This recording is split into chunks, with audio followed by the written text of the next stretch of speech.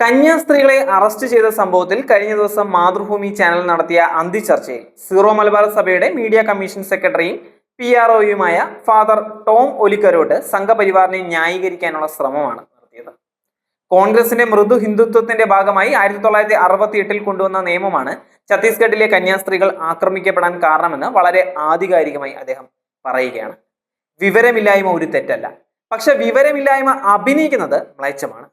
ഹിന്ദു രാജാക്കന്മാരുടെ സംസ്ഥാനങ്ങളിൽ ക്രിസ്ത്യൻ മതമാറ്റം നിർബന്ധിതമായി നടത്തുന്നു എന്നുള്ള ആരോപണത്തെ തുടർന്ന് 1930കളിൽ ബ്രിട്ടീഷ് സർക്കാരാണ് ഇത്തരം ഒരു നിയമം ആദ്യം കൊണ്ടുവരുന്നത്.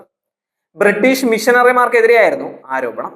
ഹിന്ദു സമൂഹത്തിലെ താഴ്ന്ന ജാതിക്കാരെയും ഗോത്രങ്ങളെയും സംരക്ഷിക്കുന്നതിനായി റായ്ഗഡ് മേധാവി ചക്രധർ സിംഗ് 1936 റായ്ഗഡ് സംസ്ഥാന മതപരിവർത്തന നിയമം നടപ്പിലാക്കി. 1942 പട്ന മത സ്വാതന്ത്ര്യ നിയമം, 1945 സർഗുജ സംസ്ഥാന വിശ്വാസ ത്യാഗ നിയമം, 1946 ഉദയ്പൂർ സംസ്ഥാന മതപരിവർത്തന വിശുദ്ധ നിയമം എന്നിവ പിന്നീട് നിലവിൽ വരികയായിരുന്നു. ഇവയെല്ലാം സ്വാതന്ത്ര്യത്തിന് മുന്നേ ഇന്ത്യയിൽ സംഭവിച്ചതാണ്. അതിന്റെ തുടർച്ചയായി 68 കോൺഗ്രസ് മധ്യപ്രദേശിൽ കൊണ്ടുവന്ന ഫ്രീഡം ഓഫ് റിലീജിയൻ ആക്ട് പ്രകാരം ഇന്ത്യൻ ഭരണഘടന ഉറപ്പു നൽകുന്ന ഓരോ പൗരർക്കും അവർക്ക് ഇഷ്ടമുള്ള മതം സ്വീകരിക്കാനുള്ള സ്വാതന്ത്ര്യം ഉറപ്പാക്കുന്നു. അതോടൊപ്പം ചതിയിലൂടെയും ബലപ്രയോഗത്തിലൂടെയും പ്രലോഭനങ്ങളിലൂടെയുമുള്ള നിർബന്ധിത മതപരിവർത്തനം നിയമവിരുദ്ധമാണ് എന്നും പറയുന്നുണ്ട്.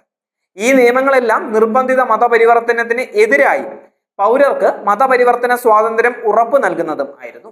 പക്ഷെ 2006 പിന്നീട് 2024 BJP സർക്കാരുകൾ അതിൽ ചില മാറ്റങ്ങൾ വരുത്തുകയും അതുപ്രകാരം ഘർ വാപ്പസിക്ക് നേരെ പിന്തുണ കൊടുക്കുന്ന നിലപാടും സ്വീകരിക്കുന്നു.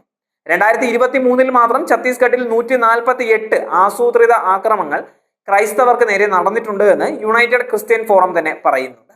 വസ്തുതാവിരുദ്ധമായ കാര്യം പറഞ്ഞ് മീഡിയ കമ്മീഷൻ സെക്രട്ടറി ഒരു കാര്യം കൂടി മനസ്സിലാക്കേണ്ടതുണ്ട്. BJP സർക്കാരുകൾ അധികാരമേൽക്കുന്നതുവരെ ഈ രാജ്യത്ത് ഈ നിയമത്തിന്റെ പേരിൽ ഒരാൾ പോലും വർഗീയമായും മതപരമായും വിശ്വാസപരമായും തെരുവിൽ വേട്ടയാടപ്പെടുന്ന സാഹചര്യം ഉണ്ടായിരുന്നില്ല. എല്ലാവർക്കും സ്വതന്ത്രമായി ഇഷ്ടപ്പെട്ട മതത്തിൽ വിശ്വസിച്ച് ജീവിക്കുന്നതിനുള്ള സാഹചര്യം തടയപ്പെട്ടിട്ടുമില്ല. ഇതെല്ലാം തമസ്കരിച്ചുകൊണ്ട് താങ്കൾ നടത്തിയ പരസ്യ പ്രസ്താവന അങ്ങയുടെ ഉള്ളിലെ സംഘസ്നേഹം വെളിപ്പെടുത്തുന്നത് തന്നെയാണ്. കാരണം ചെയ്യാത്ത കുറ്റത്തിന്റെ പേരിൽ 2 കന്യാസ്ത്രീകൾ BJP സർക്കാരിന്റെ ഒത്താശയോടുകൂടി കൽത്തുറങ്കലിൽ അടക്കപ്പെട്ട് 8 ദിവസം പിന്നിട്ടിട്ടും BJPയും സംഘപരിവാറും ഈ രാജ്യത്തെമ്പാടും പറഞ്ഞു വരുത്തുന്ന പച്ചക്കള്ളങ്ങൾ സത്യം തേടുന്ന പുരോഹിതരാരും പറയാൻ പാടില്ലാത്തതാണ്. അത് ക്രൈസ്തവ വിരുദ്ധമാണ്. BJPയുടെ പ്രചാരണത്തിൽ അഭിരമിക്കുകയല്ല വേണ്ടത്. സത്യമാണ് നമ്മളെ സ്വതന്ത്രമാക്കേണ്ടത്.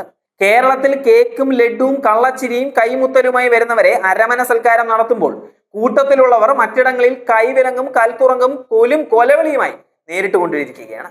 അത് മറന്ന് ഇത്തരം വിവരമില്ലായ്മ പറയുന്നത് ക്രൈസ്തവ വിരുദ്ധവും സംഘപരിവാറിന് വേണ്ടിയുള്ള വിടുമണിയുമാണ്. ഇതിന് പിന്നിലെ ചേതോ വികാരം എന്താണ് എന്ന് അരിയാഹാരം കഴിക്കുന്നവർക്ക് നന്നായിട്ട് അറിയാം.